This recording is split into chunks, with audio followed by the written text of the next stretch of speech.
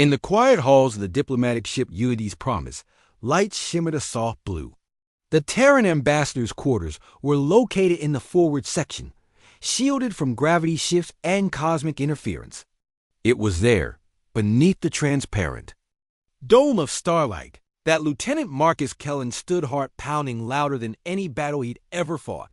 Across from him, silhouetted by the Andromeda Nebula, stood Velari.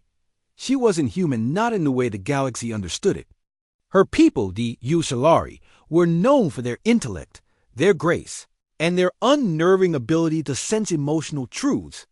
Tall, with translucent sapphire skin that shimmered like ice in sunlight and eyes like deep wells of time, Velari was more than just a fellow officer. She was his closest friend. And something more, but for 6 years, Marcus had buried that more.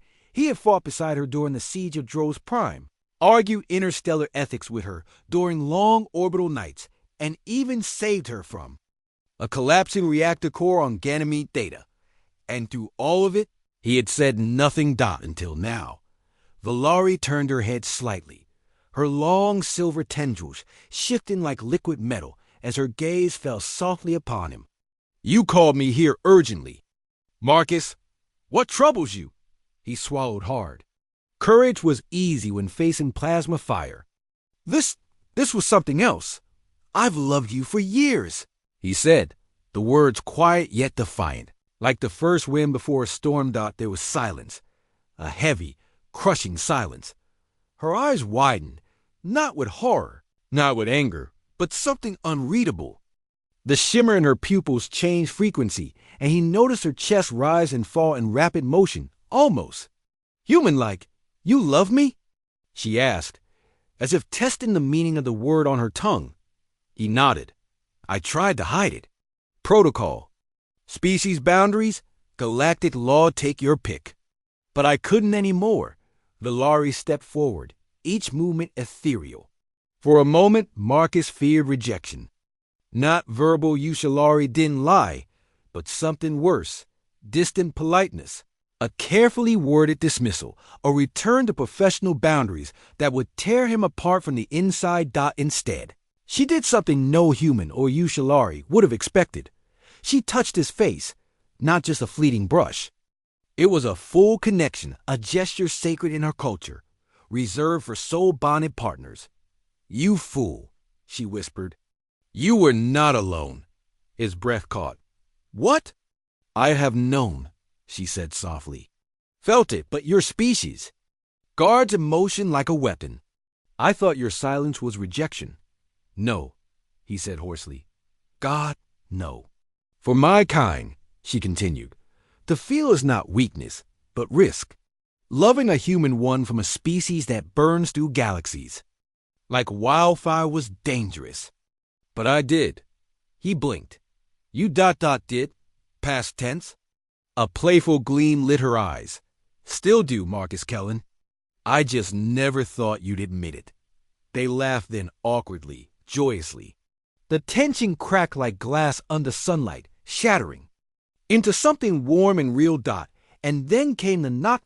A sharp trill at the door broke the moment. Velari stepped back as Marcus tapped his comm. "Yes, Ambassador Kellen," said the voice. "You're needed on the bridge. Emergency transmission from the Targari fleet." He frowned.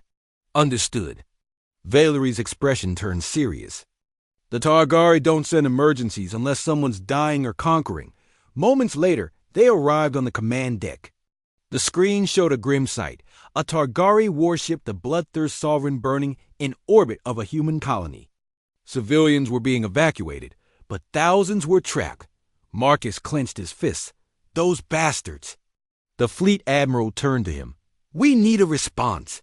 Everyone expected strategy, diplomacy, restraint, but Velari placed a hand on his arm.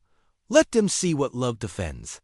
He looked at her, and in that moment, humanity wasn't just a species. It was a force, one capable of great destruction, but greater devotion. He nodded. "Tell the Targari, if they don't retreat in 10 minutes, we'll respond with the full force of Terran resolve. And this time, we're not negotiating." The ultimatum was delivered. 9 minutes later, the enemy fleet jumped to warp.